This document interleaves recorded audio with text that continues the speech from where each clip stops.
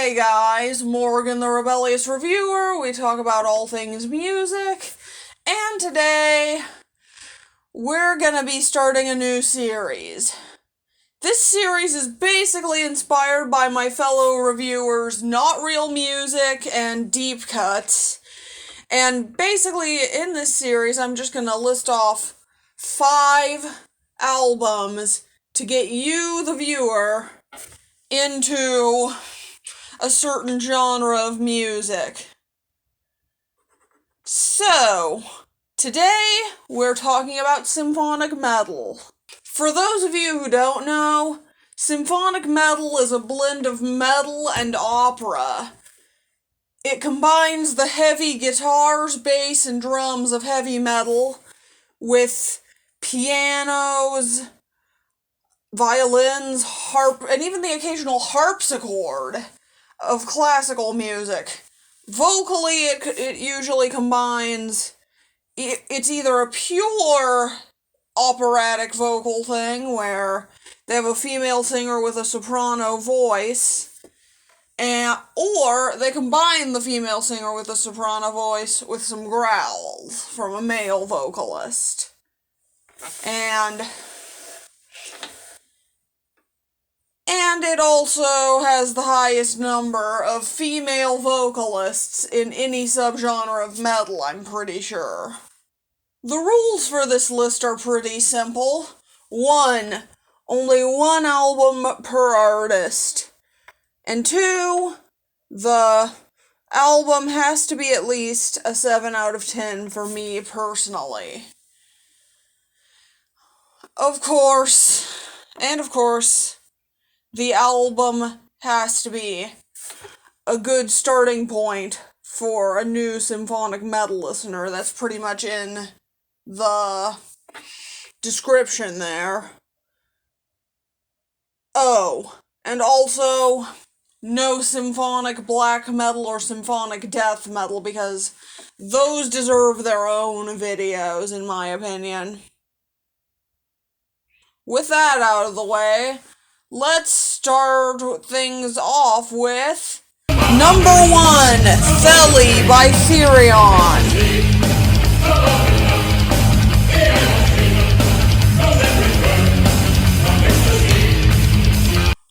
Oh look, it's that symphonic metal album I talked about in my last tarot card video.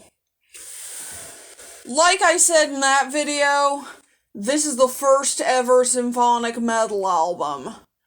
Therion actually started out as a death metal band before they made this album, and I'd argue they did a pretty good job of switching sounds. They created some good songs on here, such as In the Desert of Set, which has a very nice deserty feel, and Cults of the Shadows, which has some really cool, creepy-sounding chanting. And it's also easily the best song here. That said, while I do like this album a lot, it's probably my least favorite of the ones here. Don't get me wrong, it's a 7 out of 10, but it's not. But I'd argue that certain other bands did this sound better later on, and even Therion would improve over time, in my opinion. However, despite me personally thinking this album is just pretty good, I would recommend listening to it if you're new to the genre, just so you can get an idea of its history. And also because there's some great songs on here, like the 2 I mentioned earlier, and a couple others as well. If you want to know which album I would put above this in terms of quality, though, number 2, Oceanborn by Nightwish.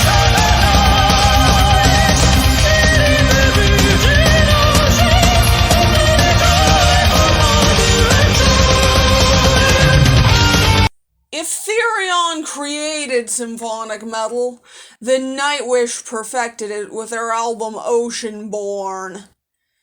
This album rocks! It combines symphonic metal with elements of power metal to create one of the most epic sounding albums I've ever heard. And like Therion, Nightwish have a tendency to write a lot about mythology, though unlike Therion, they're not a pagan band.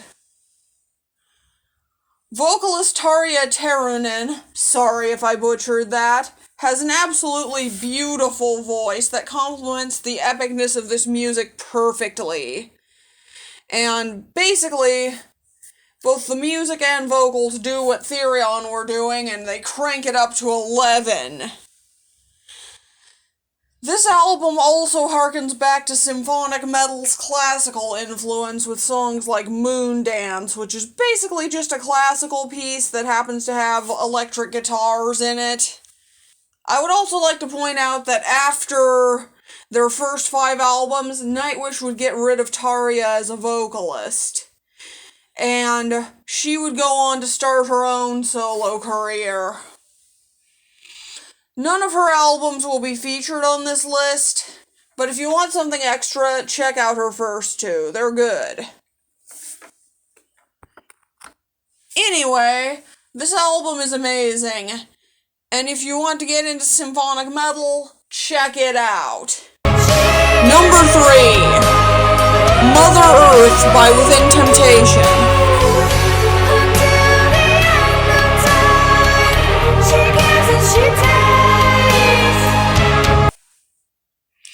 You can't have a symphonic metal list without these guys on it, can you? Within Temptation is arguably the most famous symphonic metal band.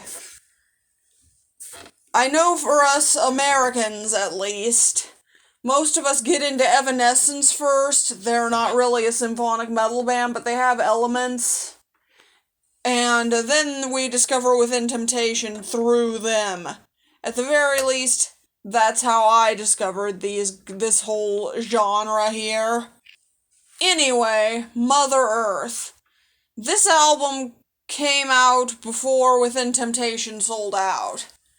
Don't get me wrong, I like everything they did after this, or at least most of it, but even I can admit that these guys are basically trend chasers at this point.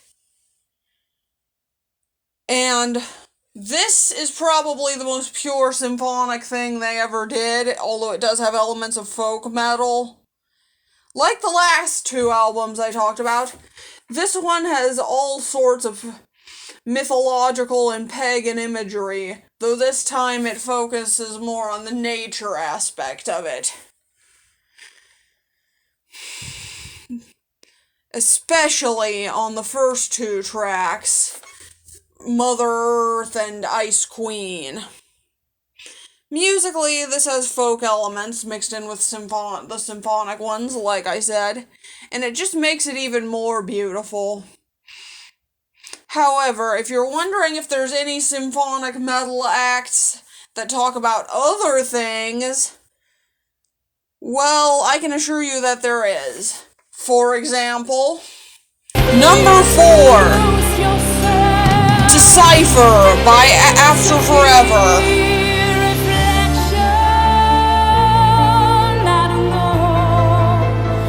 After Forever is probably the least popular band on this list, but their influence on this genre cannot be denied. Their lead singer, Floor Jansen, again, sorry if I'm butchering that, she would later go on to join Nightwish after their second vocalist, Annette, left.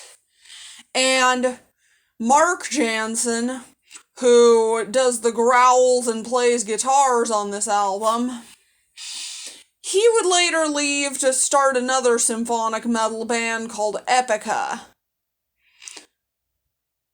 Mark Jansen was also the primary songwriter for After Forever while he was still with them, and unlike other symphonic metal songwriters who like to talk about like mythology, fantasy, and emotional issues, this guy talked about real stuff. Like, this album is packed to the brim with social commentary. Lots of political stuff and critiques of religion. For example, there's these two songs called My Pledge of Allegiance Part 1 and Part 2 on this album. And these two songs tell the story of a Muslim woman, I assume, who gets killed in an honor killing because she tried to leave her husband. Yeah, it's pretty disturbing.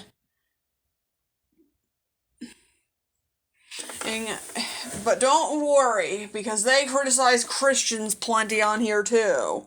Like, no religion is safe from these guys. And yeah, this album gets really dark. It's also a bit heavier musically than the last three we talked about. Still, it's a great album, and a fantastic one to check out if you're new to the genre.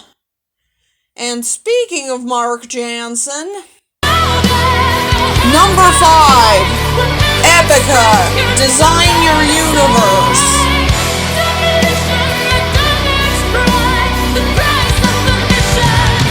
Even though Mark Jansen started in After Forever, it was his other band, Epica, that would ultimately end up being more popular. And I can see why. Like his work with After Forever, Epica's music is loaded with social commentary, with many critiques of religion throughout, and also some critiques of authoritarianism, with songs like the excellent Martyr of the Free Word, which is a song about free speech and how awesome it is. And the music on this album is probably the heaviest of all of the albums we've talked about today. It also combines Mark's growls with vocalist Simone Simons' beautiful, clean vocals. Simone Simons is one of my favorite vocalists of all time, by the way. And, oh my god, this album is awesome. And, like the other four, it is absolutely essential if you want to get into symphonic metal. Even if some of the songs are a bit long, hence why I'm putting this one last. It's probably the least accessible out of these 5. And that does it for this episode of How to Get Into. Don't forget to comment, like, and subscribe. I'm Morgan the Rebellious Reviewer, and I'm out.